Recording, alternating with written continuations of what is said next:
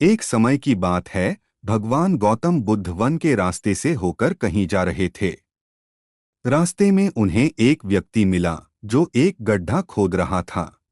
गौतम बुद्ध वहीं पर थोड़ी देर विश्राम करने के लिए वृक्ष के नीचे बैठ गए और उस व्यक्ति को देखने लगे जो गड्ढा खोद रहा था। तभी उस व्यक्ति को गड्ढा खोदते खोदते एक कलश मिला। उस कलश में बहुत ही कीमती हीरे जवाहरात भरे हुए थे। यह सब देखकर वह व्यक्ति बहुत खुश हुआ और सोचने लगा, आज मेरा भाग्य जाग उठा है। उस व्यक्ति ने हीरे जवाहरात से भरे हुए उस कलश को भगवान गौतम बुद्ध के चरणों में रख दिया और कहा, हे भगवान, आपके आशीर्वाद से ही मुझे यह बेशुमार धन दौलत प्राप्त हुई है। इसलिए मैं इनमें से कुछ हीरे जवाहरात आपको भेंट करना चाहता हूँ। यह सब सुनकर भगवान गौतम बुद्ध ने उस व्यक्ति से कहा, तुम्हारे लिए यह धन दौलत है, लेकिन मेरी नज़र में यह जहर के समान है, क्योंकि बिना मेहनत के प्राप्त हुई धन दौलत जहर के समान ही होती है। इतना सुनकर वह व्यक्ति गौतम बुद्ध से नाराज होकर कलश लेकर चला जाता है।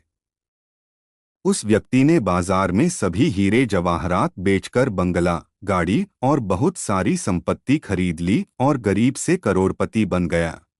थोड़े दिनों बाद किसी ईर्ष्यालु व्यक्ति ने राजा से उस व्यक्ति की शिकायत कर दी और बोला, महाराज, जमीन में दबा धन राजकोष का होता है। लेकिन उस व्यक्ति ने उस धन दौलत को अपने ऐशो आराम के लिए खर्च करके राजद्रोह किया है और ऐसा करना नियमों का उल्लंघन है। यह सब सुनकर राजा ने अपने सैनिकों को उस व्यक्ति को पकड़ने का आदेश दिया और राजदरबार में बुलवाया गया तो राजा ने उस व्यक्ति से उस कलश को जमा कराने के लिए बोला। राजा के सामने आकर वह व्यक्ति घबरा गया और उसने सब कुछ उगल दिया कि मैंने सभी हीरे जवाहरात बाजार में बेचकर संपत्ति खरीद ली है।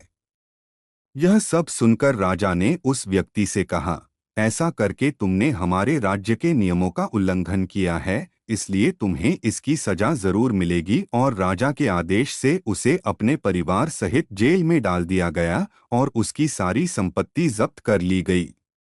काफी दिनों बाद वह राजा जेल में कैदियों के निरीक्षण के लिए गया। तभी उस व्यक्ति ने राजा से अपनी सजा माफ करने के लिए आग्रह किया और कहा, महाराज, जब मुझे वह कलश जमीन में गड्ढा खोदते समय मिला तो भगवान गौतम बुद्ध वहीं पर मौजूद थे। भगवान गौतम बुद्ध ने मुझसे कहा था कि इसमें धन दौलत नहीं, जहर भरा हुआ है। लेकिन उनकी यह बात न मानकर मैंने उनका अपमान किया था और आज जेल में रहकर मुझे एहसास हो रहा है कि उनकी बात बिल्कुल सच थी, क्योंकि बिना मेहनत के प्राप्त धन दौलत जहर के समान ही होती है। इसलिए मैं एक बार भगवान गौतम बुद्ध के दर्शन कर उनसे क्षमा मांगना चाहता हूँ। उस राजा ने भगवान बुद्ध को अपने राज्य में आमंत्रित किया और जेल से निकालकर उस व्यक्ति को भगवान बुद्ध के पास लाया गया। उस व्यक्ति ने भगवान बुद्ध के चरणों में बैठकर क्षमा मांगी तथा कहा, भगवान, आपकी बात बिल्कुल सत्य थी, क्योंकि कलश में सही में जहर भरा हुआ था, जिसने कारण मुझे अपने परिवार सहित जेल जाना पड़ा।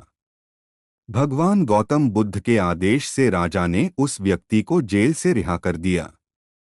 इसके बाद उस व्यक्ति ने उसी दिन से मेहनत से प्राप्त धन से अपना जीवन यापन शुरू कर दिया।